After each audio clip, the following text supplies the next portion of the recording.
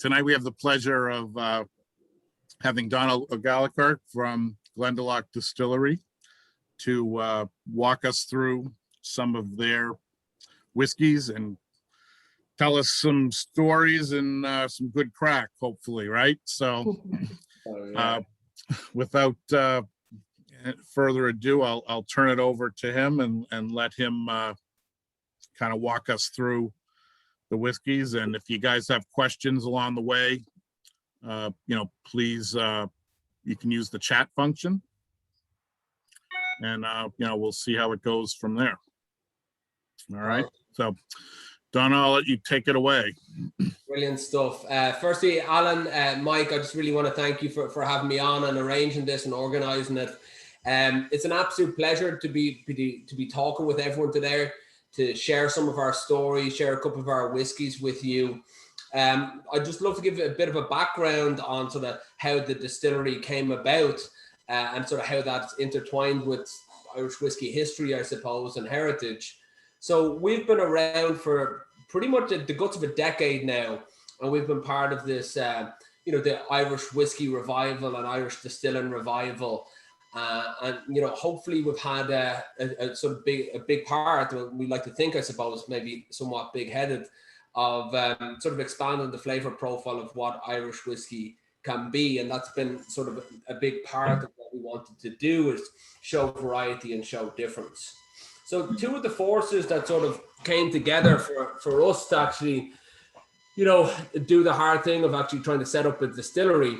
One was literally the heritage of distillation. If you look, and some of you guys will know parts and most of this, and maybe some won't, but the deep heritage of distillation within the island of Ireland, it actually dates back.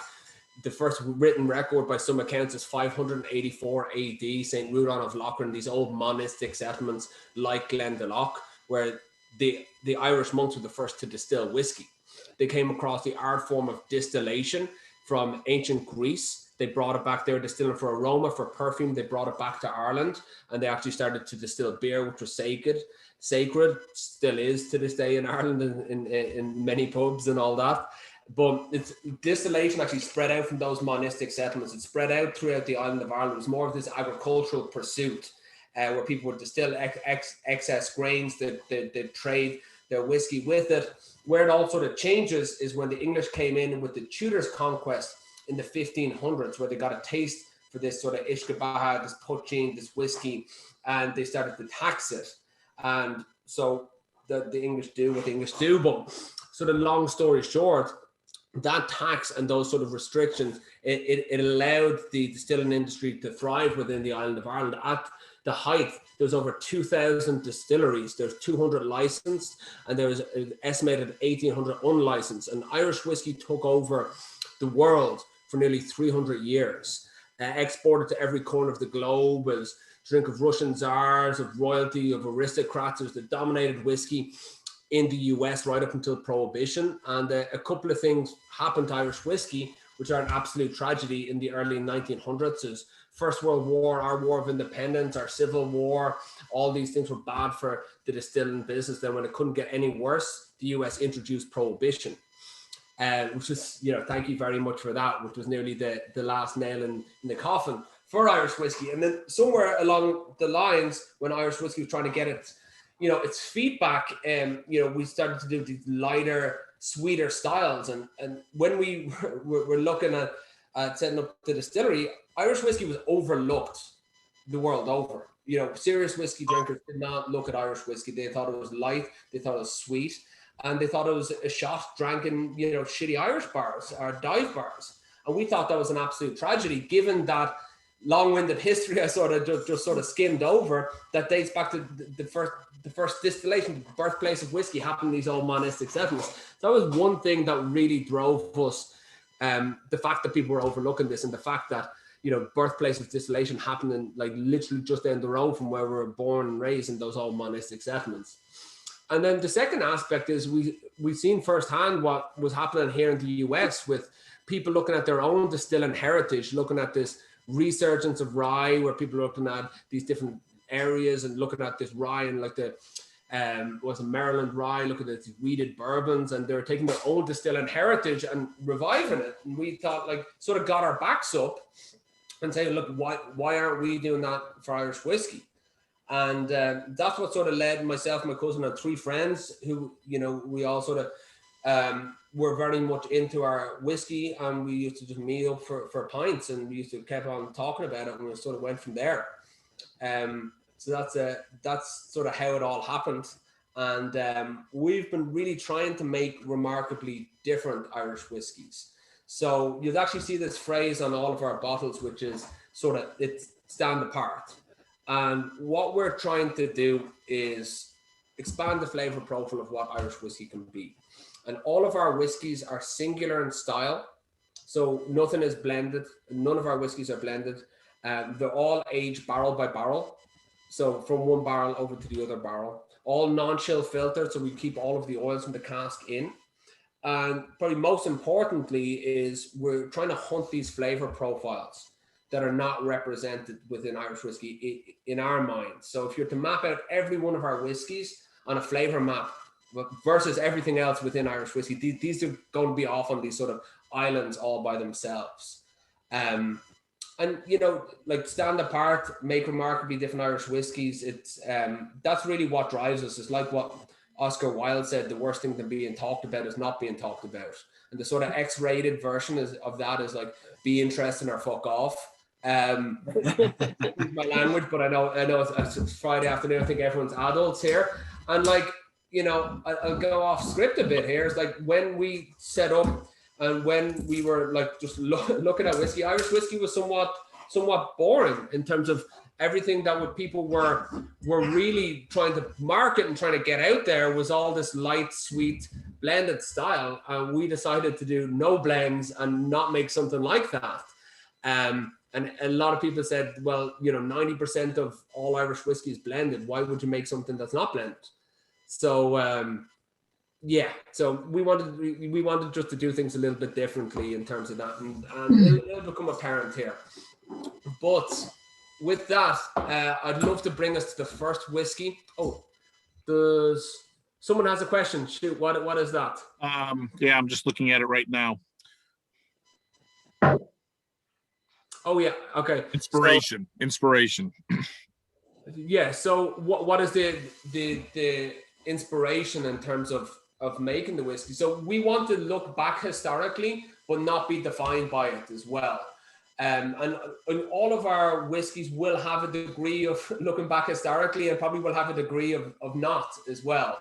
So yeah, so we want to look back historically and get some of that inspiration, and that become apparent with like the pot still and the single malt Mizunara, but not be defined by it, because I think if you're just defined by that, it sort of limits where the flavors can go, if you know what I mean. Perfect. I wish we were doing this in person sometime soon, isn't it? Soon. Sometime soon. All right, I need to move that chat. So the first whiskey we're going to try is our flagship whiskey. So this is a single grain whiskey, and single grain whiskey is the style that that originated in Ireland and has a bit of a checkered past. So it comes from this dude called Aeneas Coffey, and Aeneas Coffey was a British tax agent. And he would literally, his job was to put poaching distillers, illicit distillers, essentially moonshiners, to sort of sum it up, out of business, and to sort of seize their stills and all that type of thing. It was very bad for his health. They used to shoot at him a lot. But he became fascinated in terms of how they were distilling, and he thought it was extremely inefficient. Poaching distillers would have hand-built pot stills. They'd seal it with essentially like a porridge and oatmeal. It was cut points by taste and by smell. It was open flame. So it was very, very skillful to actually keep that temperature correct. But in any case, he became fanatical with how they were distilling, but he thought it was very inefficient. So he developed a new kind of still, named it after himself, called it the coffee still, Coffey, because he was humble and shit like that. But it's this like light, bright style of whiskey. And it was overlooked on the island of Ireland, because people wanted these big, heavy, single malt pot still, like just big eating and drinking type whiskies. So it wasn't really adopted within the island of Ireland for many, many years. But it's a style that has its roots in Ireland in 1832 is when the still was actually invented. But this style has been popularized with some of your sort of cult Japanese whiskeys, your Nika coffee grain, coffee malt. Also, the majority of your bourbons are produced off a coffee still. And one of the downfall aspects of Irish whiskey was the incorporation of this single grain style within the Scottish blends that took the place of Irish whiskey in the early 1900s, right up until like the 80s, 90s type of time. But for us, we wanted to utilize this underutilized style. So looking back historically at that, we use a standalone mash bill of malted barley and organic corn. We're distilled into the high 70s. So very, very light distillate off the still. But what single grain whiskey is beautiful for is sucking up the marrow of the casks. It picks up a huge amount of flavor in shorter periods of time. So we wanted to create the whiskey that was somewhat light and sweet, but delivered a lot more. So we actually jokingly call this a gateway Irish whiskey because it gets people away from that blended style. It delivers more in terms of the flavor profile, and it hones in the palate. So this is initially aged for 3 years and 3 months in a first fill bourbon cask, ex-wild turkey, char level number 4. Yeah. After the 3 years and 3 months, we're going to take 3 of those barrels and we're going to transfer over to a first fill Olorosa sherry cask from Montilla in Spain. And that Olorosa sherry cask aging, it sort of gets back to when Irish whiskey was at its height. It was rare prize casks, sherry, Madeira, port. So that's a little bit of a haunt into old Irish whiskey history. And what I love about this whiskey is in the nose, you get both casks. You get that sort of like deep cherry, that deep fig, very much into that sort of vanilla, that sort of apricot coming through, toffee. But when we taste the whiskey, it's so different on the front to the middle to the finish. Well, so different on the front to the finish. It's really, I'm trying to come up with an analogy in terms of what, you know what people say about mullets, that it's like business in the front, party at the back. I've been trying to come up with some type of analogy to talk about this whiskey in that. So if anyone can help me with that, it would be great. But in terms of the flavor profile on the front, it gets this like all of the bourbon cask. That butterscotch, toffee, vanilla. Then on the back end, it's this dark cherry, this like maraschino cherry, this fig, this tannin note comes through, this nuttiness. But in any case, I'll give you a cheesy toast. No one says in Ireland anymore. You say, "You're gonna Irie on Boherlat," which is Gaelic, which means may the road always rise in front of you. Because when the road's always rising in front of you, you're always moving up in the world. Anyway, cheers. It's launch it.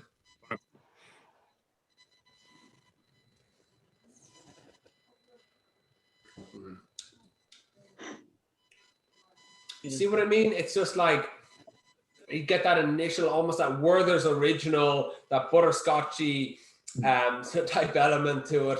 Light and bright, has that initial sweetness, but then on the back end, it sort of hones into what am I tasting? Why am I tasting it? It gives that element to it. And what is so remarkable about this whiskey is that for a light whiskey to have such a sherry bomb aspect to it on the back end, you don't really see that. I haven't come across that be light, but have that richness and that sort of juiciness of the sherry cask being very, very apparent with it. We messed around with the aging on this so much to try to get that balance correct. So we did 2 years, 2 years. We did 3 years, 1 year. We did 3 years, 1 month, 11 months. We did all of this type of messing around to get to that balance right. It's a bit of a chameleon because you can put this out for people who've only done shots of Irish whiskey in college, whatever. You can put this out for people who are doers drinkers or blended scotch. You can put that out for that bourbon drinker, tends to like it as well. You're looking at that, some of the rye drinkers like that sort of that sherry element on the back, that sort of, that sort of a little bit of that spice comes through with that sherry note as well. It's such a crowd pleaser. I've been turning people over who've never really drank anything that hasn't been on a billboard into geeking out about Irish whiskey with this guy here. So that's another reason we jokingly call it a gateway Irish whiskey. and then it sort of gets into being able to talk about, you know, cool styles in terms of pot still, in terms of single malt, and it's that conversation starter. I'm going back for more. You find that you would introduce a bourbon drinker to Irish whiskey with a single grain? Hell yeah, yeah, big time. Because if you think your single grains will have corn and, you know, corn and malted barley. All Irish whiskey has to have 8% of malted barley. We use a standalone recipe on this, but to have that corn element to it resonates with your bourbon drinkers, and also it's a sweeter style of whiskey compared to a malt whiskey or a pot still whiskey, and that sweetness is very much towards that bourbon drinker's palate as well. It is going to feed into their notion of a lighter whiskey, though. Big time, big time. I like to think of whiskeys in terms of like their time, like when you drink them. Like this is a Friday night, 5 o'clock after work, maybe next to a beer type of. It doesn't take us out over serious. You know, it's not. Which whiskey is not that? Well, we get into like some of the ones that are up behind me here, and like fancy ones and special occasions, you know. Okay. Anyway, we are going. I'm sorry. Go ahead. No, go on, Alan. Go on. No, I was just gonna, for people that were spread out around the states, I was just curious, distribution in the states that you're in with the core range. We are in 22 states. So I'm not going to list them all, but Mid-Atlantic, Southeast. We just launched Washington State not too long ago, California, Colorado, but we are launching 15 states this year. Beautiful. So I'm going to be very busy. I'm vaccinated and starting to travel as of next month. So we're going to be launching a load more different states, but we're available nationally through Reserve Bar, Liquor Barn, a couple of those online shippers. We launched Las Vegas. I see William on there as well. What's going on, William? I was in your favorite haunt, that Irish bar. What's the name of it? I was in there. I was in Vegas for 2 days while we launched. That was it. Oh yeah, in McMullen's. McMullen's, what a place! That I got lost walking around there. It's fantastic. Yeah, that we have tried to set that up as the premier Irish whiskey bar in the States, actually. So we're trying. I was gonna say the bar behind you a close second, right? Oh my God. I actually have more bottles than they do. He keeps trying to beat me, and I tell him, I work for you, but I'm not going to let you beat me. Oh my God. There you go. But William, we better we should catch up next time I'm in Vegas, because I want to see your bar and I might have a bottle or two for it. Yeah, so hopefully, if it's not available in the state that you live in, and maybe some of you are trying this for the first time tonight, but it sounds like it'll be pretty readily available, in most places this year. So that's great. Question came up about who you consider to be your primary competition in the market. We don't talk about other Irish whiskies. We'll only talk about our own Irish whiskies. Look, I've worked in Irish whiskey like since I was 17, pretty much. I've worked for a couple of different producers, but before we set up our own, there's a great sort of sense of co-competition within Irish whiskey, that everybody knows everybody, and people move around a little bit too. Like like what we want to do, we want to be, how would I say it? In terms of competition, each of our whiskeys would play in different sort of price points, and different people would be there. But with the double barrel, it's a big conversion from people who have only drank blended Irish whiskey into drinking something to drinking the double barrel, and that's sort of where that's poised. But yeah, we compete with everyone, Yeah. Sort of, yeah. Some of you, one of the things, this is a bottle I picked up a few years ago. It's actually a triple barrel. So it's the single grain. I think you did this for one-off retail outlets around Massachusetts, and you might have done it in a couple other states, but it's got the extra finishing in the Madeira. Yeah, we sent my cousin off the west coast of Africa, and he came back with a contract for some Madeira casks and a hangover. That's how that came about. Yeah, because there was only about 150 bottles of it. Yeah. Yeah, and that was, I believe that's a Cappy's one, is it? Yeah, that one was from Cappy's. That was beautiful. That won Best Irish Single Grain at the Irish Whiskey Awards. The Madeira adds a huge amount. Yeah, so I picked that up a few years back on my travels when I saw it. So Just a quick shout out to William there. I just noticed you've been a member since 2017. Cheers. Yeah, I just pulled up I pull up people's records. Yeah, well, I couldn't miss an opportunity. Couldn't pass. I was up going to the say opportunity. he's not stalking you after he sees your bar collection. Yeah, I did pull up your address. It's all fair. Everybody's when we're all done, you come over. We'll have another tasting of whatever the heck you want. Yeah. Question came up: what the mash bill of the double barrel? Our mash bill we keep relatively secret, but it's dominant in corn with a decent percentage of malted barley.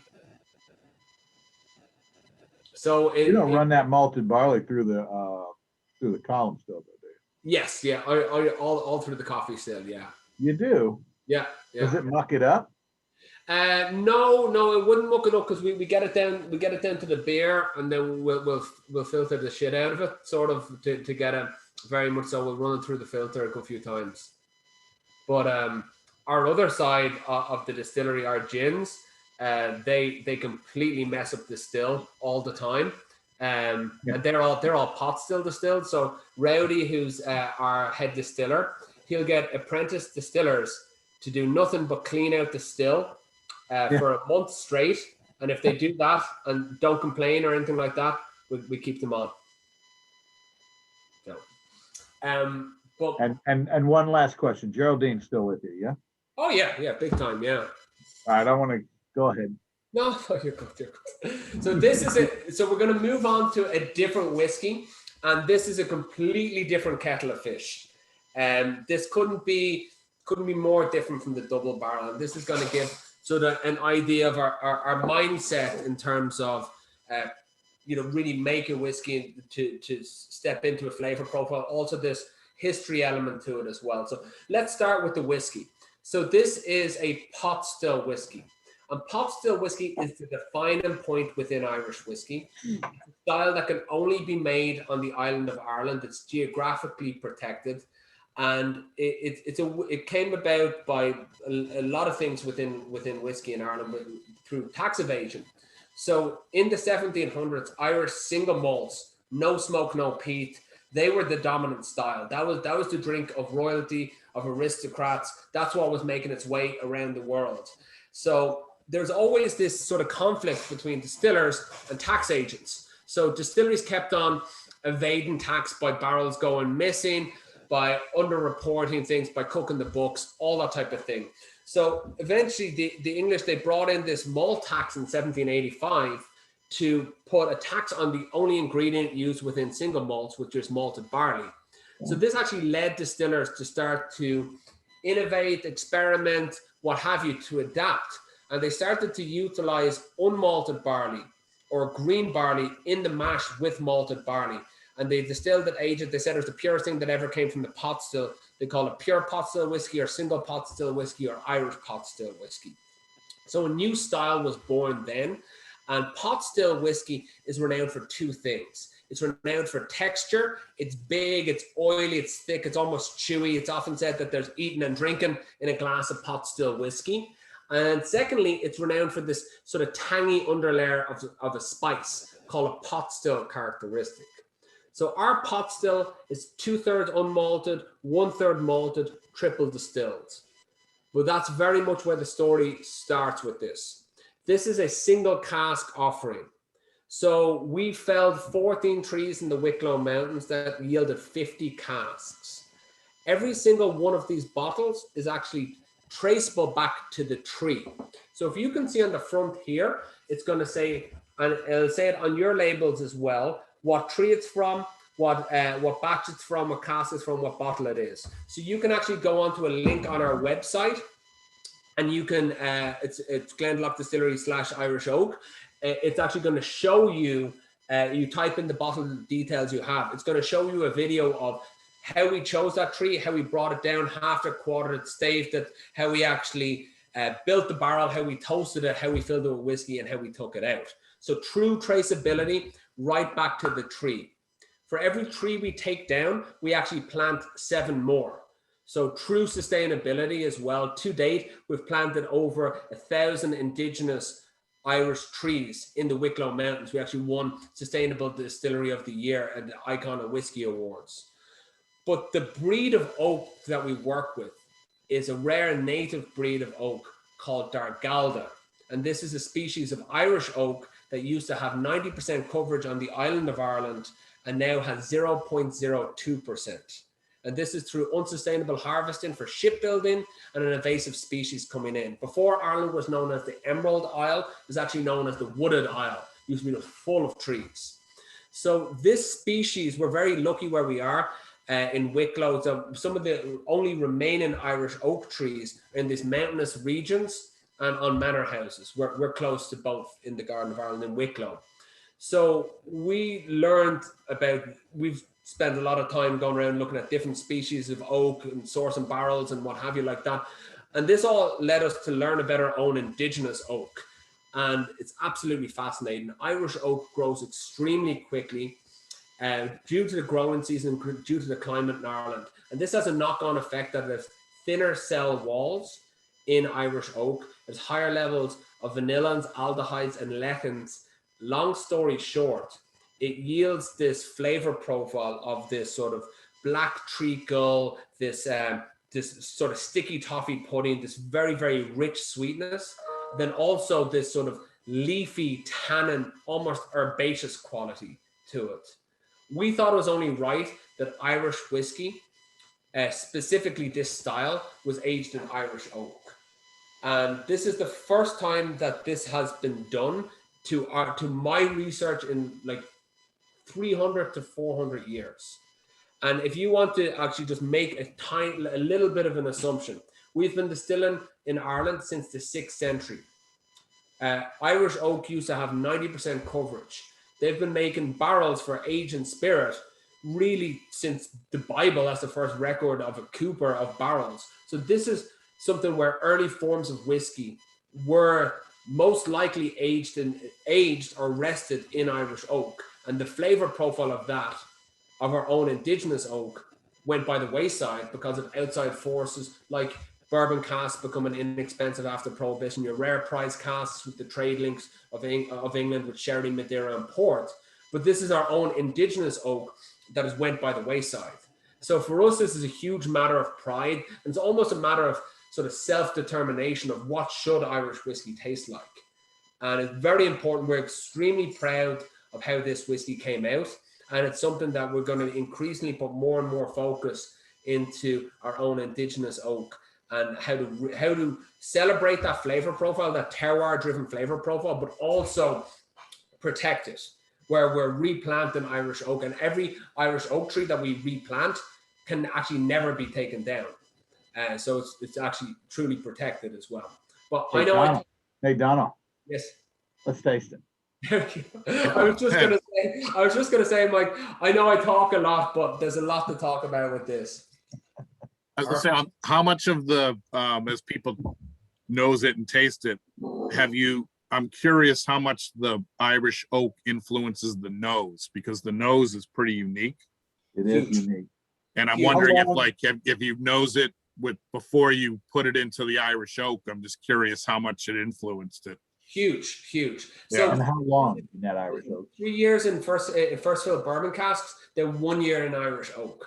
So 4 years old in total. But the barrels themselves are dry aged. The staves are dry aged for a year to season them, to deliver that flavor profile. So that And on the then nose, that's sort of like clove and leather and almost like that marmalade citrus that comes through. That's all Irish oak.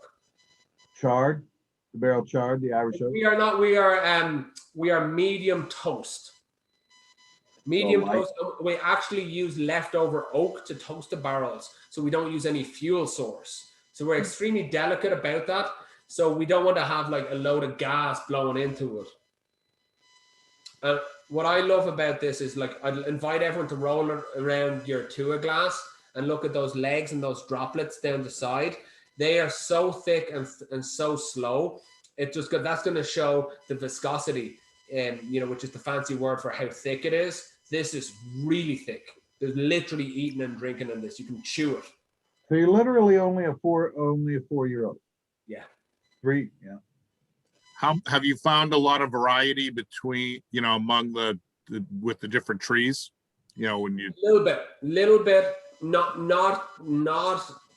huge. Some, which was it? It was tree 7 is a little bit funky in terms of like a marked difference. And I think there was one other tree that was a little bit of a marked difference. But if you don't have them all next to each other, you wouldn't really get it as much. If you look at aging in Ireland, it's very, very gradual because you're not getting these massive temperature fluctuations like you would do it in a Kentucky or in a what have you like that. So little bit, but I think when we have a lot of whiskey that's being aged right now, so within Irish oak, so I think it sort of goes down a little haunt, goes down past. So I think with a little bit more time, I think it's going to become a lot more apparent between the trees, and also a little bit even more so between the casks too. So you're looking at, there's 2 levels of that sort of variation rather. I'm proud to say I've got a tree number 2 here. Yeah, you've got a tree number 2 or cask number 2? Tree number 2, bro. Ooh, nice. I know. Yeah. That's a cask 2 of tree 2, batch number 1. So, couple questions have come up, and I'll try to get back to here. So, one is, I understand the question. How do you get a tree 8A from Jeff? Your tree 8A. Yeah. That's a good one. Yeah. I don't know. Do you know what? Let me get back with the distillery and I'll get an answer for that. Let me write that down. All right. So I know one of the trees was absolutely massive. So I'm wondering if it's 2 sections of the tree, possibly. I'll find that out. All right. Another question, more on the pot still, in terms of thoughts on the potential revisions to the GI. Yeah. Any are you guys kind of behind, involved in that greatly and trying to influence changes to that? I would probably have 2 thoughts on it. I think we're a founding member of the Irish Whiskey Association, and we're very much active within that. And I think we would align on a sort of more distillery level in whatever William Lavelle would be putting forward in terms of to protect the category. But I would speak more personally, and I would say I think anything that can spur on more innovation and sort of experimentation within Irish whiskey, I personally would very much welcome it, because I think if you actually look at some of the historical recipes that are out there, and I know Finian O'Connor has done some great work on it, and even Dave Wondrich with the distillery in California, I believe, they have brought up these recipes that have had oats within the mash bill, that have had rye within the mash bill, and they used to call them breaker crops. So they would have malted barley, unmalted barley, and like 10% oats, or like 7% rye and 5% oats, and they would always be the malted, and there would always be the unmalted, and sometimes they would put other grains within that as well.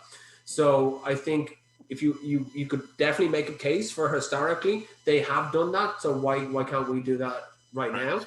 For those of you who aren't familiar, the current rules were kind of set up before most of the distilleries that are now producing existed and was pretty much led by Middleton. And it's very restrictive in terms of what can be considered single pot still. So that's there's a movement to get that changed and updated so that it can allow for more traditional recipes to be included, because it does kind of stifle innovation right now, you could argue.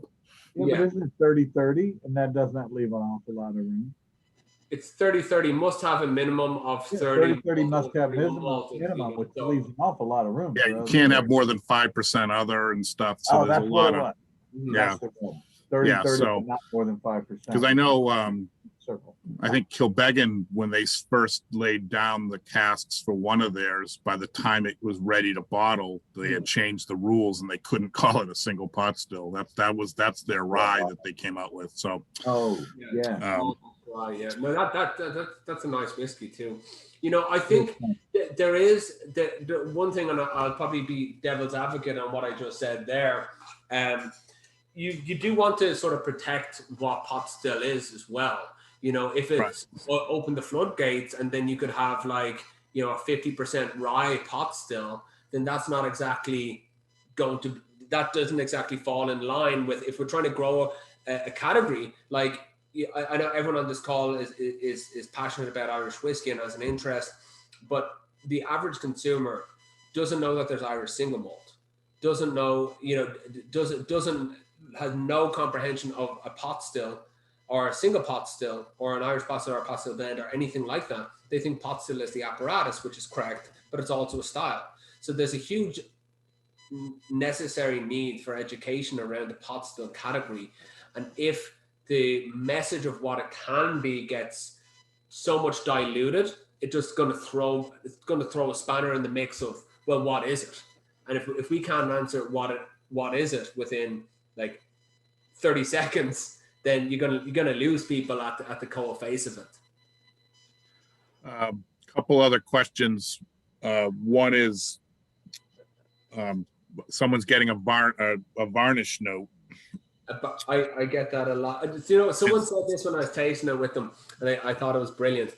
It reminds me of a carpenter's workshop, like slightly oily, slightly dirty, but in a really good way. I thought that was so interesting. I get this on the nose, I get that orange marmalade, some of that leather, some of that clove, and then in the palate, for me, it's this initially it's this molasses, maple syrup quality to it, black treacle, and then it gets into this leafy, sort of herbaceous type quality on the back end, with a little bit of that oak and spice and almost like tree bark coming through. So it's just very unique. There is not another Irish whiskey that's like this, and I think that's really cool. I think that's that expands what Irish whiskey can be, and that's what we're all about. That is a unique pot still. I regret to say I've had this bottle for a year or so, and I've never opened it because I was. Well, Jeff has quite a few of the different trees and batches, so I think you need to plant new trees in his yard for all the different varieties that he has. But another question was along the lines of the Irish oak, I guess, was on just future releases. Maybe do you guys have things planned as far as how long you'll age something in the Irish oak? Yeah, we have a load of distillate aging in Irish oak, that's of this version. That's 3 years, and now it's going to be 3 years and 2.5 years in Irish oak, so it's 5.5 years old and still aging.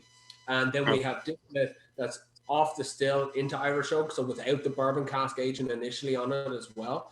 But we're going to release things probably initially in very limited amounts, as in one of our more exclusive releases. So we might do okay, we have 5 casks of this, let's just release it in Ireland, Dublin Airport, select independent retailers, and then see what the reaction is.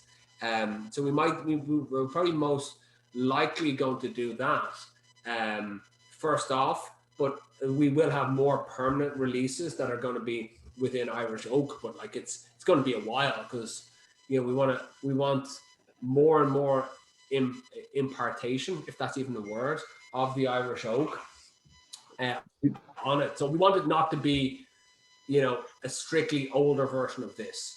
You know what I mean? Like that's something that we never wanted to do, which was just like have a 5-year and a 7-year and a 9-year, and it's just a progression in terms of, okay, that's different because it's just a little bit more. So I think more so would probably have a pot still when we have enough stock of it that's been strictly aged in Irish oak. And we probably, because this is a project that we've been doing now, is where we can have Wicklow grains that have been distilled in Wicklow that have been aged in Wicklow oak. So it can be a Wicklow mountain whiskey. And even this probably won't happen for a while, but we're looking to cultivate yeast strains. This is what Geraldine has been doing. So we can actually cultivate a Wicklow yeast strain. So you could be of the area through and through, from the ground, from the air, and from the place, from the woods. And that's something that is probably more of a medium-term project. Yeah, that'll be, I can't wait to try that, because most of I think with Middleton, with their Irish oak, those are just finishes. Mm-hmm. So nobody's doing stuff that's aged exclusively. Yeah, soup to nuts in the Irish oak. That would be amazing. It'd be cool. Yeah, when we well, it'll be good or not. I don't know. It'll be interesting to find out what it actually is. Well, we want to put a decent age statement on it as well, so above the 5-year mark. And it's interesting to look at Irish oak because there's Quercus robur and Quercus petra. And Quercus petra is the Dargalix, and Quercus robur is Dargalda. So there's actually two species of Irish oak. And one is pedunculated oak, and one is Cecile oak, or Cecil oak, depending on how you pronounce it. So it's interesting to see. So there's different characteristics of the Dargalig versus the Dargalda. Wow, you're really in the Irish weeds now. Hey, Alan, before we move on, I want to make sure we address a couple of questions that have been brought up. No, I've got them all. St. Kevin. Go ahead. I know. I just want to make sure that Donald addresses St. Kevin and his more. We'll come back to. I've got them written down. Some of the ones from before. Okay. So one last thing on the Irish oak.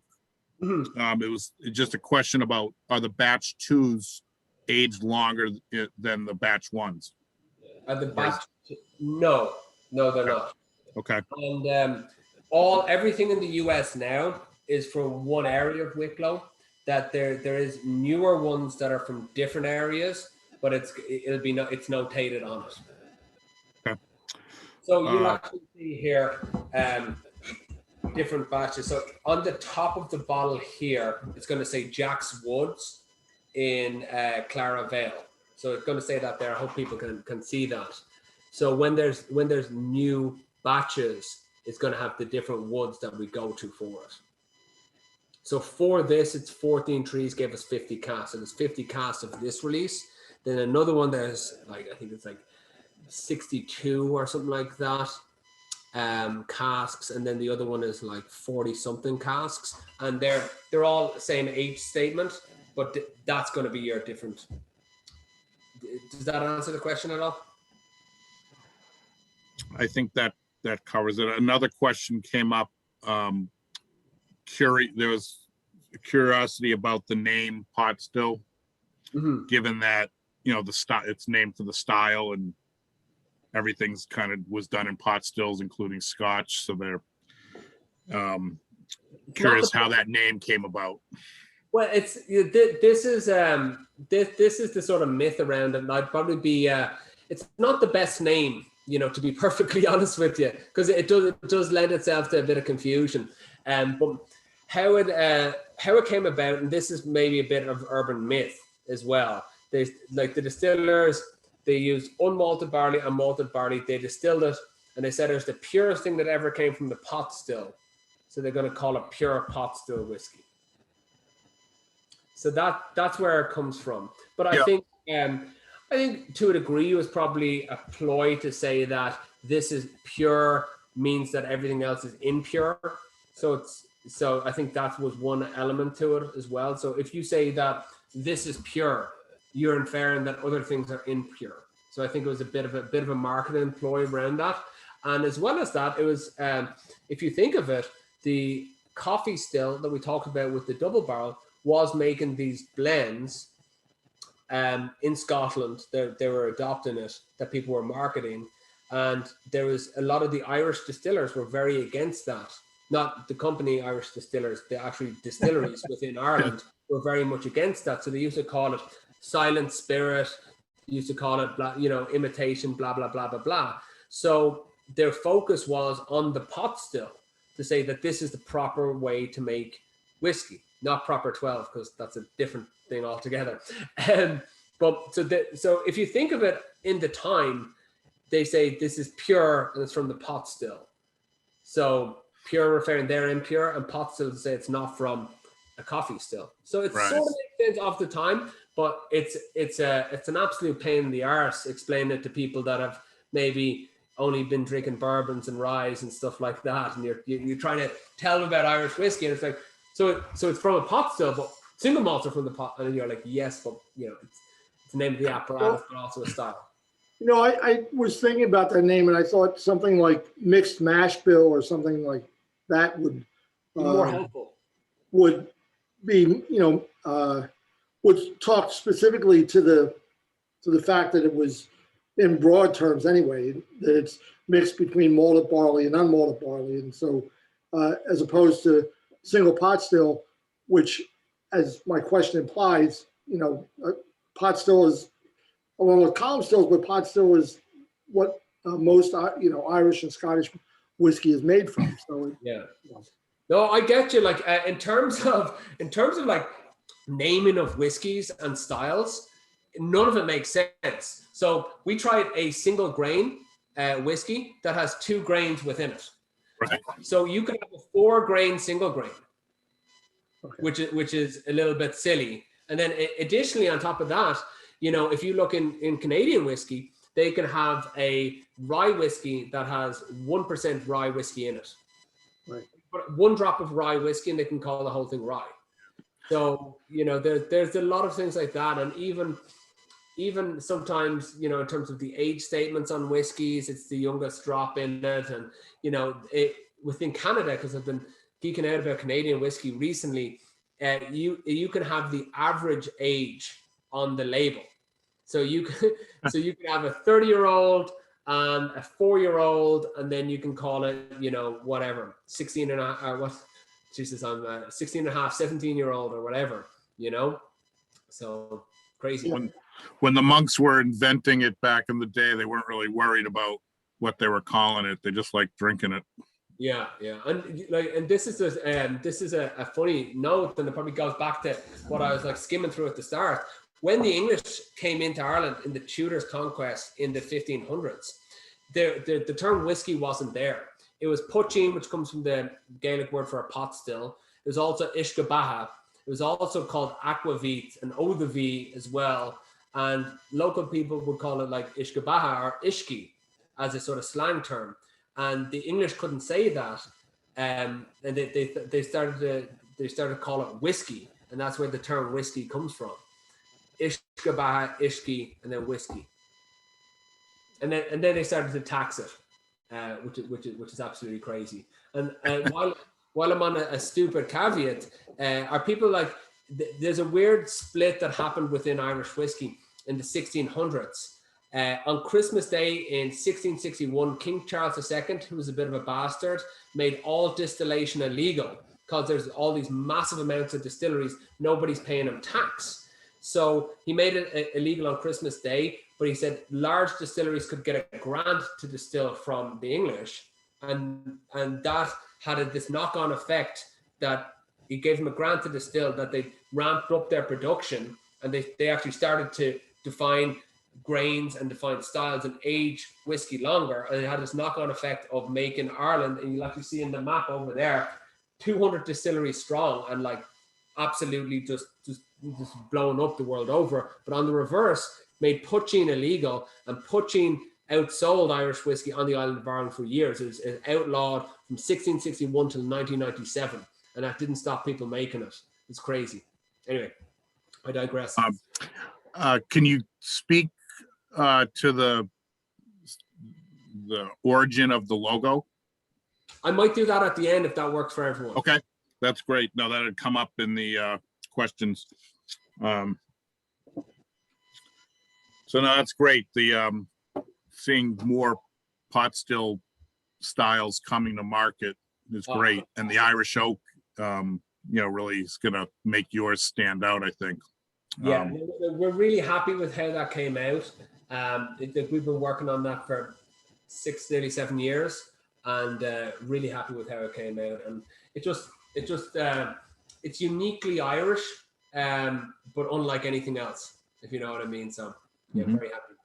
But we actually have a treat in store for everyone here, and it's a whiskey that is discontinued and completely sold out for us. It was a vintage for us, and this whiskey got voted in the top 20 whiskeys in the world by Whiskey Advocate, to really put us on the map in terms of being a world-class whiskey producers.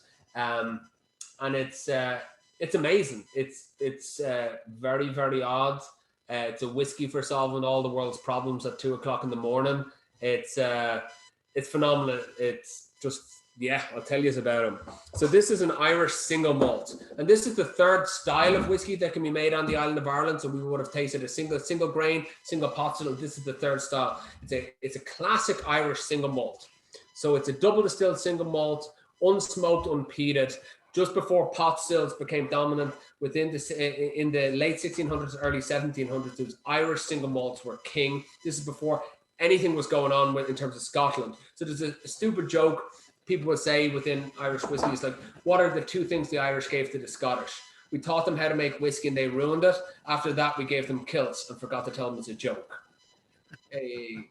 So that's to do that. They have a popular whiskey, but we had the original. We had the original single malt was an Irish single malt, and it was popular because it had this strong malt backbone. You weren't getting any of the smoky, peaty element to it because of the fuel source that was used in metro areas within Ireland was coal. So you'd have these malting floors that didn't allow the smoke to get in. Anyway, so we managed to secure these interesting parcels of whiskey when we were setting up. So we haven't been around 13 years. But we got this classic Irish single malt, and we wanted to bring it to completely new depths. So wanted just to do something a bit off the wall and expand the flavor profile of what it could be. So we learned about this breed of oak called Quercus mongolaca or Mizunara, and it's a weird quirking time. So this is it's a Japanese oak. It only grows in Japan. The trees take between 300 and 500 years to grow. They don't grow straight. The wood itself is prone to leaking, prone to cracking. No one should ever make a cask from it, ever. It's the hardest thing in the world to do. The only coopers that can actually do it are Japanese coopers because of their craftsmanship and their skill level. And the reason they do that is actually because of the Second World War. So in the early stages of the Japanese whiskey industry, they were importing ex-bourbon casks, and they're aging in bourbon casks. And after the Second World War, there was a trade embargo between the US and Japan. So this forced your distillers within and your cooperages within Japan to chop down their own indigenous trees and become extremely skillful at building casks from it. We thought this was really cool. We went over to Hokkaido through a sort of setup meeting with this brokerage. We managed to meet the oldest cooper in the island of Japan and the last independent cooperage in Hokkaido. And they started to make us these virgin Mizunara casks. Mizunara, it's in Japanese, it means water wood. It has the highest percentage of moisture than any other oak. It's very, very soft and extremely porous. I mean to say you can actually indent the wood with your fingernail. It's absolutely crazy. So it adds this sort of weird tropical mango, pineapple, sandalwood component. And we wanted to stamp that on an Irish single malt. and the result is just beautiful. It is a chameleon of a whiskey. Nobody knows what the hell it is because it says single malt on it, but it's also Irish. It has Japanese calligraphy on it. You can't really put this in a box, and I think that's really been the sort of success of this, is that it blurs all the lines, and it is just, the flavor profile is just insane. So I get this like bright mango and these sort of nectarine and honeycomb quality on the nose.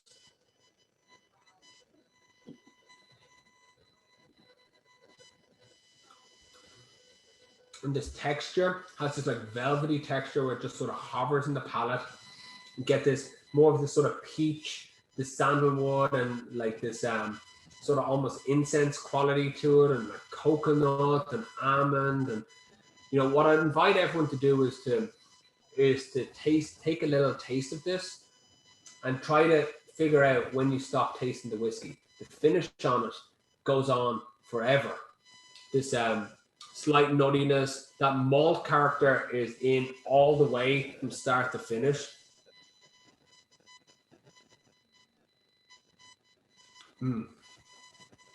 What do people think of this? I like this. Good, I love that. Creamy. Okay. It's weird, isn't it? Yeah, it's interesting when you compare it to the single malt that you did that's not in the Mizunara casks. The regular single malt you did. Yeah. 13-year-old. Very different. Yeah. It actually softens the maltiness a little bit, if that's a right way to put it. Yeah, no, the maltiness is definitely still there from the nose, and then it's there, but it's like that's like on top of it.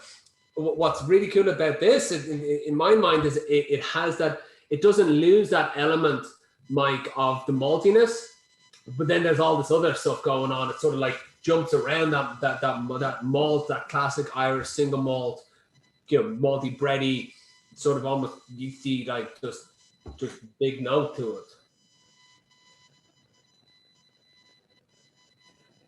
This explains why the bottle I had of this is gone. Yeah. And now it's a sneaky one. I'm telling you, we talk about whiskeys and places. This is one that you want to break out at the end of the night. This is the one you want to show people. This is the one for long conversations and old friends. And, It's funny. This is one I would actually introduce to a bourbon drinker. Because it's got a little sweet element to it that might appeal to them, but the flavor profile has enough dynamic range that it would keep them interested. Yeah, I can see that. It's more of a fruit sweetness. It is a fruit sweetness. So now what's out there in the world is all that's left of this, correct?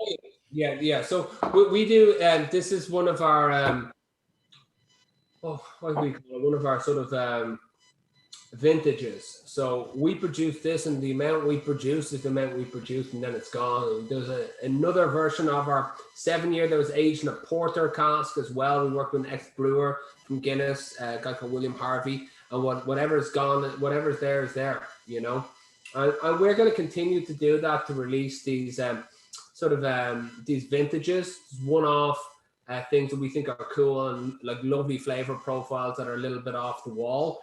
And when they're gone, they're gone. And it's just fun to do, Well, if anyone's traveling in the Michigan area, there apparently are still bottles of this available. But if anyone's going there, buy me one as well. I'll pay. This is all I have left. That's all I've left. Yeah. Yeah, I think I have about a third of a bottle left, I think. But all completely different. Like if we look at these whiskeys, and I think you can see that, we've actually gone through the 3 styles of whiskey that you can make on the island of Ireland, all of them singular, all of them completely different. You're looking at something that's light and bright, but with this like sherry bomb complexity backbone. You're looking at this eating and drinking pot still with this sort of distinctive characteristic of that Irish oak coming in. And then you're looking at this like classic Irish single malt brought to complete new depths, gone down a rabbit hole from Japan. All very different to each other, and all very different to anything within the Irish category. You know, that's very much by design, and that's gets back to that sort of stand apart thing. It's just, you know, expand the flavor profile of what Irish whiskey can be, looking back at that heritage, but again, you know, to the person's question, not being defined by it. And I think that's good for the category, and I think that's why some people have become fans of the distillery. Because when we release something, you're not 100% going to know. It's not an extension of, you know, here's a 12 now, here's a 14, here's a this, here's a that, and it's good to make interesting whiskey, you know. So, Donald, we're all among friends here. I think it's clear, as you mentioned earlier, you have a 17-year-old whiskey and a 5-year-old distillery. Mm-hmm. Well, So we're a little older than 5 now, so we are 2012, 2013. So yeah. Anyway. All right. So you're do you have any releases coming up soon that are exclusive to you? We do have some releases that is our distillate through and through. So we do have some releases that are coming up, and we have one release, and this goes no further than this call. We do have a peated whiskey that's going to be coming out as well, which is actually tasting very, very nice. That's your own peat. That's your own source distilled. Yeah, Your own distilled.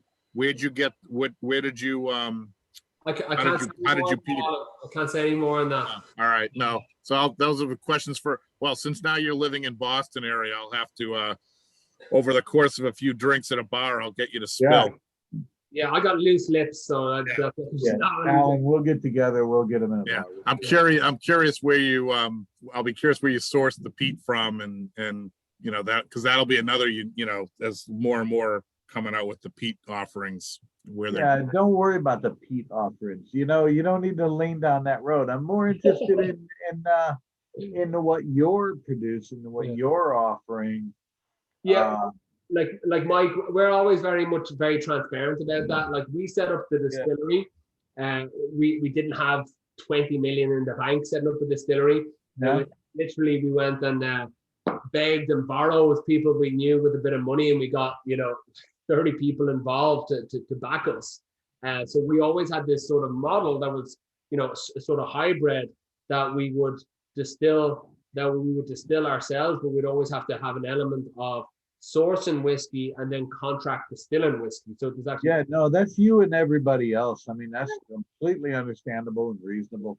I was just wondering when you might get to a point where you said, look, I got a 4 or 5-year-old whiskey here that's my own, and not necessarily peated. The thing about that as well is that they're probably initially going to be smaller releases, because our footprint is a little bit larger than what we can produce. So we're in the process of going to be moving the distillery and we're going to have a purpose-built facility that's going to be able to distill at our demand level of where we foresee going forward. You've been a victim of your success a little bit, haven't you? Yeah, well, it's like everything in whiskey. It takes a very, very long time. So I think probably within, and this is a long time, within 10 years, we will have enough age stock where everything is going to be produced ourselves. So it's going to take that long for all of our releases and everything like that, the distillery to be set up, boom, boom, boom. So there's always going to be an element of sourcing some whiskey from partners, getting people to contract to distill for our specs, and then our own stuff. Yeah. A question had come up earlier about the 17-year-old single malt that you guys had released a few years ago, and that was a limited edition as well, correct? Yeah, that's part of our Connoisseurs series. So every year we release some of our oldest, rarest, and just most unique whiskies. And it was the 17-year Mizunara, and there was 10 barrels of it. That was it. And it was 15 years First Fill Bourbon, a solid 2 years in Mizunara as well. So that was cool. I think I have a bottle of it up there. And then there's also a 25-year, which was crazy. There's only 2 casks of that. So that was actually aged in 3 different barrels, 15 years in bourbon, 10 years in Oloroso sherry, and then just shy of 1 year in Virgin Irish oak. So just shy of 26 years. Hey, Jason Horton. Jason Horton there is my son, just for the record here. Hey, and you have, which one, do you have the 17? I have this delicious 17. Oh, very nice. There you go. And that was a wedding gift, not from them. Oh, no. It's good. Oh, okay. We're good. I say, start drinking it off the table. No, Yeah. trust me. Now my wife bought it for me for a wedding gift. So Oh, that's right. Yeah, for the record, based on my recommendation. thank you. Well, congratulations. Yeah, very nice. Donald, I can attest that is a fine whiskey, Oh, thank you. in spite of its proclivity to gravity. Do you guys do any distillery exclusives? We don't. We do some exclusives for the Irish market. So we'll do an exclusive for Ali and the Celtic Whiskey Shop and Dublin Airport. So we do some of those. Like we did a 10-year with them. We did my relation is, it's actually my aunt's brother is Pete St. John. So Pete St. John wrote The Fields of Athenry. He wrote Dublin and the Rare Ale Times. So we did a release that he designed, Pete St. John release as well. Is that the blue bottle? Yeah. I have a bottle of that. Yeah, that there's not, no one else has that. Yeah. Yeah, I picked that up. I think I probably got that in duty free, maybe. Dublin Airport, yeah. Yeah. That's the Dublin Airport exclusive. So we do some stuff for Dublin Airport and for Ali and the Celtic Whiskey Shop. We are open for tours, but we have limited, like sort of amount of space and like everything that we can do with it. So you can book on our website. It's through this partnership that we have with Wicklow Tourism Board. So essentially, our distillery is functioning 7 days a week between whiskey and gin production. To Mike's point that we're sort of a victim of our own success a little bit. So we're at capacity all the time. And one day a month, we will have it set up for tours. So that's pretty much it. Because we're in an area that is, that it's set up for production. There's not like Disneyland where it's like, oh, here you go. And here's like half a barrel and this age and this age and that age. And, someone walking you around this type of experiential center. It's a functioning distillery that is sort of balls to the wall and moving as fast as we can. Donald, where exactly is the distillery? So we're in Newtown, Mount Kennedy. Oh, okay. Yeah. So I'm from Greystones, just on the coast there, and we're in Newtown, Mount Kennedy, and then our new distillery is going into Lara.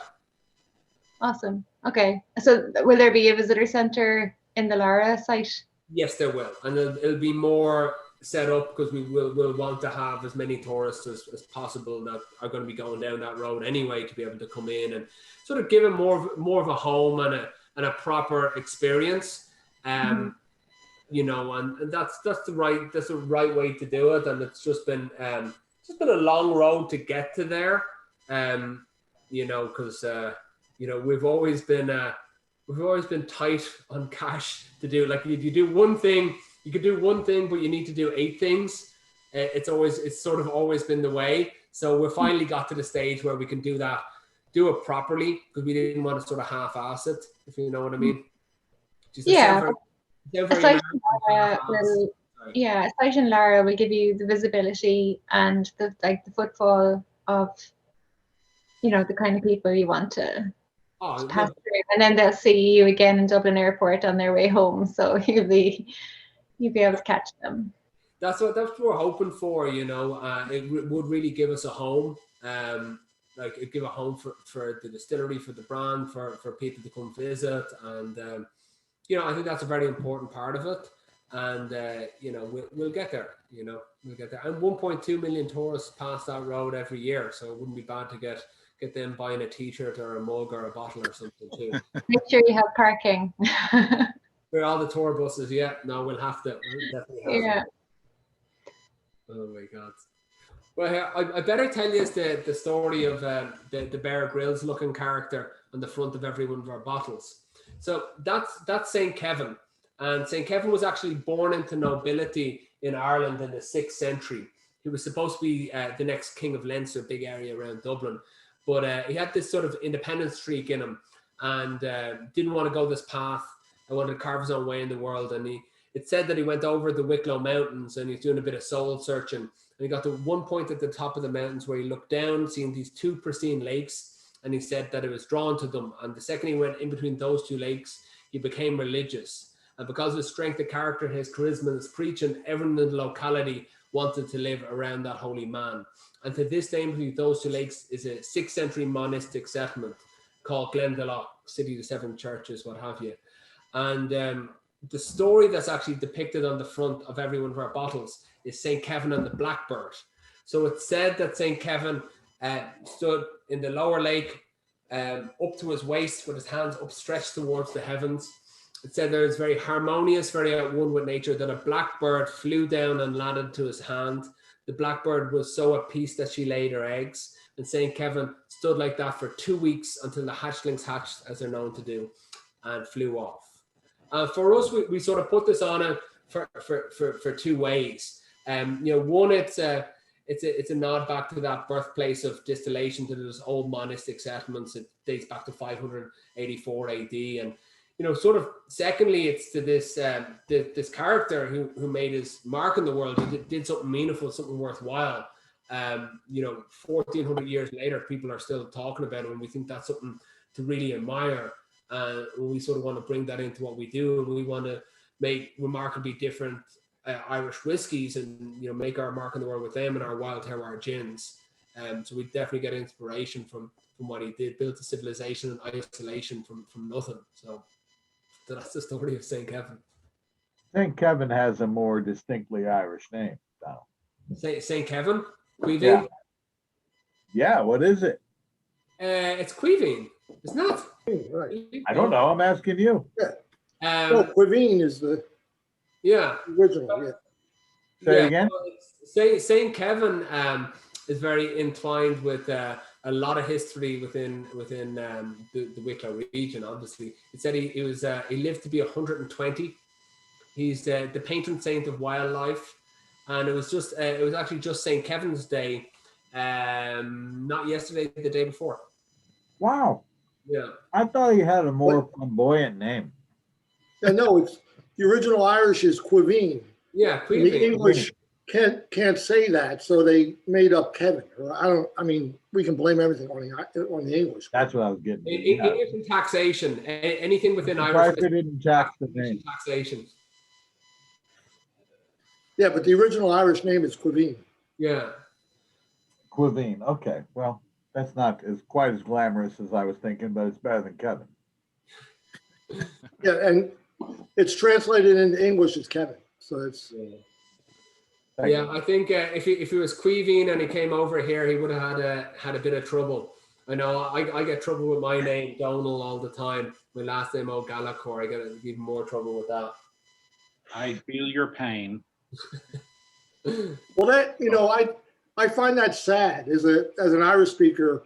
You know, like I went to, it was an Italian Irish parish with a Irish pastor, and then in high school I went to there was a classmate of mine, forgetting his name, but it was a real Gaetano Lambies was his name, right? So everybody called him Gate, but that was that's a real Italian name, where most the history of Irish immigration is such in the United States that, you know, many real Irish names never made it across to this country. So, you know, most Irish people are named Michael or Kevin or Mary Elizabeth, or, you know, as opposed to Donal or Faulkner or something like that. Yeah. Her name was McGill, but she called herself Lil, and everyone knew her as Nancy. Yeah. Come on, There it's a you go. Beatles There you go. reference. Nobody gets it? Yeah, I got it. Thank you, Alan. Yeah. So I'm curious because I'm having a hard time myself as I'm kind of going back and forth. I'm loving the noses on the beside the taste, but I'm curious what, if anyone has a favorite of the three, or what the favorite of the three might be. I think for me, it's the 13. 13. Yeah. Anyone like the single, the pot still the best? Everyone, yeah. I do. Yeah, for uniqueness, the pot still. And Okay. I like them all, but I think the pot still. I think I'm edging towards the pot still. I do. I love that flavor profile. I love what it represents as well. I do love. We do a 7-year porter cask aged as well, and that's one of my favorites too. Yeah, that's Mike's favorite. I know. Oh, I love the 7-year. And then you went and sold out. I have a bottle and a half of it. I have like a third of the bottle there, and that's it. Yeah. Oh my I God. like your pot still. I've had that for a while, but I've never opened it. And I remember having it a couple of years ago at Whiskey Live. Did I have it at Whiskey Yeah, Live? that's where we tried it when they first That's released where it. we had it, right, Alan? Yeah. Yep. Whiskey Live in the US, No, in Dublin. Dublin. Okay. Yeah, I think then we brought it back from the Yeah, airport. and then I brought it. I brought it back, and I've been afraid to open it. I find it a lot better. Once you open it, the clock is ticking. I find it a lot better than the Teeling and the Kilbeggan single pot still expressions that have been released. I haven't had the Kilbeggan, but I would agree with you on the Teeling. Yeah, the Irish oak, Yeah, that's adds cool. something to it, certainly. The Kilbeggan is nice because of the oak, Yeah. which makes that one a little bit different. But I did like the Kilbeggan rye quite a lot. Yeah. I know. I did. I It's shouldn't talk its about own thing, though. It's its own thing. I like it, and that one day I like it, and the next day I don't like it. I'm back and forth on it. It depends on my situation. so so I think you already said this probably, but there's not going to necessarily be a new like single malt core range release. It's going to be kind of more one-off limited releases in the short term. We are going to have we have one more expression to our permanent lineup. So our permanent lineup is going to be our double barrel single grain. It's going to be our pot still Irish oak of varying different, essentially forests, but same age. And then we're going to have one other release that's going to have an age statement on it, and it's going to be of a single malt. So that we'll have 4 single grain, single pot still, single malt. And that will be released towards the end of this year. And we will be releasing it at, I believe, Whiskey Live in December in Ireland. Speaking of which, do you have any inside information as to, is that you thinking that's going to happen? I believe so. I think so. Like, I was just off the phone back with Ireland earlier, and everything seems to be on track to open up next month, and they keep on lowering the age group for the vaccine. So now it's 45 and up, and I think they're rolling it to 40 and up. 45 and up, yeah. But they made they just did not have vaccines available, and that was it. That's the problem in Europe. So I think they're going to have it open to everyone soon enough, and then they'll just get on top of it. It's crazy how quickly things opened up here. I'm in Massachusetts, and they dropped the mask mandate a week ago, and load of people just not wearing masks. Everything's back at full capacity. And Nice. it's gotten back to normal very quickly. Like within a week, like it's been drastic how normal it feels. So I hope Ireland will be the same. Here in New York, if you're vaccinated, they say, you know, you're safe to walk around without a mask. And I'm vaccinated, so I still, if I go into the store and they require a mask, I carry the mask, so I put it on, just so I'm not thwarting anything and being an asshole. But but that's it's opened up here in New York as well. Yeah. I had my first day of not wearing a mask. I went to the dog park with my dog. I had a load of stuff to do here. I went to the gym. I went to like got coffee and stuff like that, and a whole day without wearing a mask. It's crazy. Yeah, it's different now because you kind of. I went out one time and didn't have one, and I was afraid I wasn't going to be able to. I was just running an errand, and I thought, are they going to let me in without a mask? And so shifting back to normal, which is good. Yeah. That's good. And actually, I got my a couple masks from a shop in Ireland online. I think it's on Spalpeen Fanach. And so I have in Irish Gaelic, one is Misha Mihal, and the other one is Misha Mike, and with the Irish spelling. Yeah. And I was surprised that I haven't gotten as many. There was one time I was walking down Lafayette Street in Manhattan, and a woman came up to me and she said, "Oh, Gio Avi Hill, kind of statu." And it was in such a familiar voice that I thought I knew her. It was, it's trying to rep the Irish language there. So that's funny. You didn't get the mask that said Poke Mahone? Oh no. No, people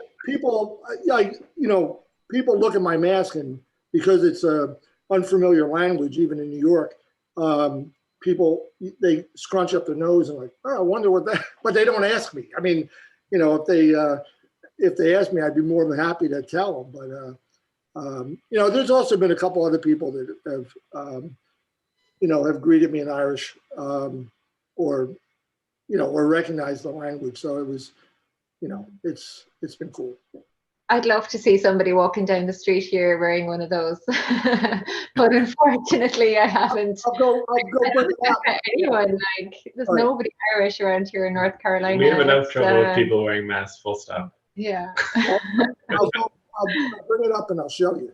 So that's funny because we've been getting membership recently from North Carolina. So. Woo, oh my God! Send them out. So I was just noticing that. I was like, oh, we're kind of developing a core group down there. So I'll have, maybe we can set up some kind of regional tasting get together in the future. Come visit, we have good bottles. Yeah, I'll coordinate something. If you can find some members, just let me know. Yeah, because I guess once there's enough critical mass in some places, we can definitely try to do stuff.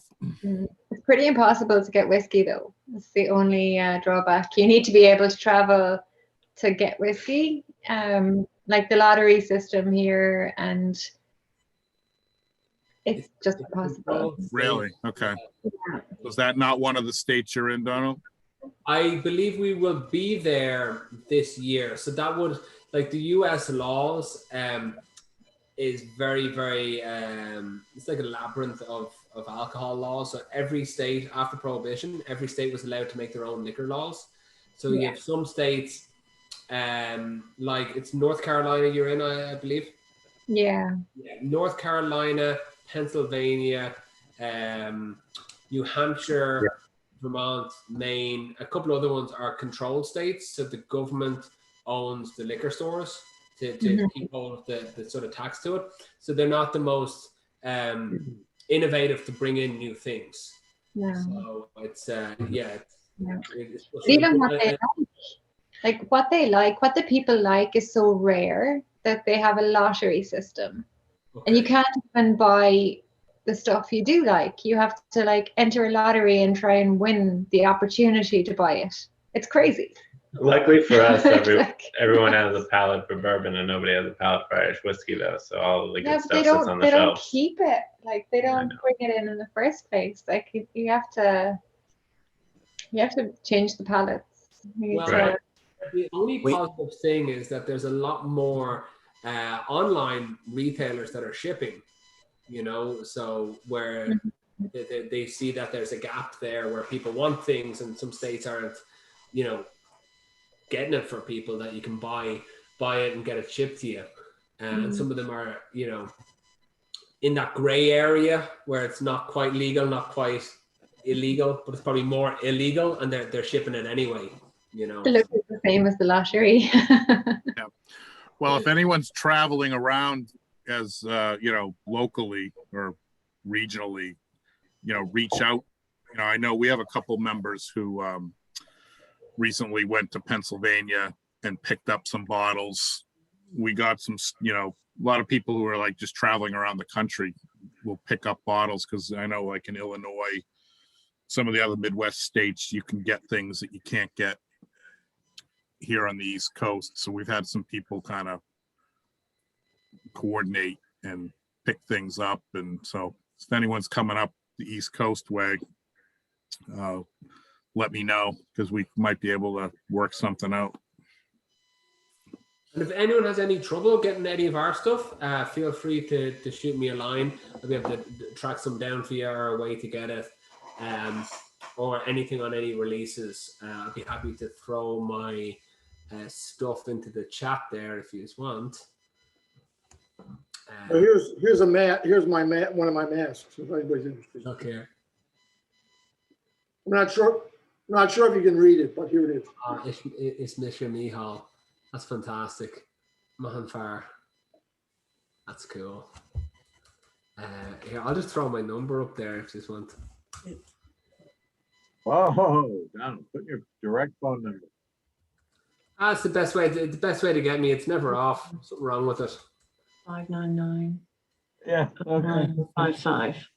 A couple hours after a few more whiskeys, I'll just. 67599. I don't want any drunk. I don't want any drunk texts from you, Mike. Too late. You already put it on the. And then I'll give you. This is if you just want to ever shoot me an email. More appropriate. Tunal og. Well, and all I can say is if you get a chance, Glendalough to Glendalough, Distillery. do it. Yeah, It's a so everybody I beautiful think was impressed and really liked the presentation boxes that you put together. So thank Yeah, you very no, much thank you again so for much, that. man. Great job. In addition to the whiskey, you know, the appearance and everything else was great. Everybody can wear their pin with pride too. Yeah. So yeah, I'm delighted to do so.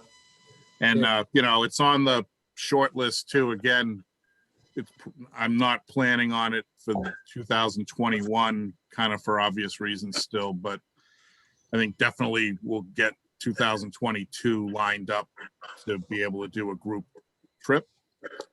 Oh, great. And so my itinerary from a couple of years ago, it's in my head is still intact. And I think, you know, so Glendalough, it was centered out of Dublin. So Glendalough was certainly on the list. Well, Alan, let me know. I'll be able to coordinate that. You know, a sort of meet and greet and a tour to the distillery and bring us up to the distillery bar. We do have a bar in the distillery, and maybe taste some special stuff out of the cask and what have you. We'll put something around that. But we'd love to have you. This has been an absolute blast. It's always a pleasure to be able to sort of share some of our story and our mindset and a couple of our whiskeys. So really enjoyed it. No, great. I appreciate everyone coming out. Any other questions or that anybody has? Oh yeah, just well, no, you did go over the origin of the illustration on the bottle. So yeah, okay, that's you're right. And I would just put out there that I've never been a much of a huge gin drinker, but spent a lot of time with Geraldine, and then my wife and I have become big gin fans as a result of our time with Glendalough. Like Great. literally, there's some very good gins out there coming out of Glendalough and other distilleries in Ireland, of course. But And thank you very much, Mike. yeah, you make some quality gins. I did not know there was such variety, nor that I would actually be sipping and tasting gin. Yeah, it's crazy. And we didn't know either. Like it was 100% honest. Well, like, we had no understanding of any of that. Like we're all whiskey heads. You know, we all worked in and around whiskey, and we like it just like Geraldine sort of got our heads out of our arses a little bit and showed us around, and then her and Rowdy getting together to make the gins in that way. It's been crazy. And they've been really taking off for us as well. It's about half of our stuff that we sell is actually gin now, which is crazy. It's like 44% is gin. And we had no intention ever to make gin. So it's sort of bizarre. But that's because you make quality gin. It's fresh wild botanicals, all within 10 miles of the distillery, all hand-picked by Geraldine. And she's been foraging in the Wicklow Mountains for over 20 years. We're the only gin in the world that uses fresh wild botanicals, and there's zero waste from it. The only thing that's used within it, zero packaging waste, is her basket. It's all pot still distilled as well. They're very remarkable, and it's more of a whiskey drinker's gin. So that's why I think you like it. Yeah. I don't want to bore everybody with the story, but literally we were going to meet one of y'all, and we ended up meeting with Geraldine, and we walked with her for nearly 7 miles around Glendalough, foraging berries and coming up with gin. And we've been changed ever since. She's just such a sweetheart, and we're just really glad that she's been able to convert us to gin. Yeah, no, she's an absolute lunatic, and I mean that's a term of admiration. Yeah, I think I tried your gin before the whiskey. There was a small gathering north of the Liffey. I want to say Kelleher's Pub back a long time ago now, but it was you guys and Dingle. I'm trying to think. There were 3 of the new craft distilleries at the time. Yeah. I can't remember who the third one was, but it was a small gathering at the pub. But Oliver Hughes was there. But that was the first time I think so this was probably 8 years ago. Yeah, Jesus. Yeah, we would have been. It was right when you guys started out. Yeah. That would have, Jesus, it would have been that. Jesus, and I had no grey hair before we started. Look at the head of me now. There you go. I have a head like Father Ted, if anyone gets that reference. Father Ted, yeah. There you go. Perfect. All right. Well, all right. Well, thanks a million, Gurmeen and Margaret. This has been a blast. Thank you so much.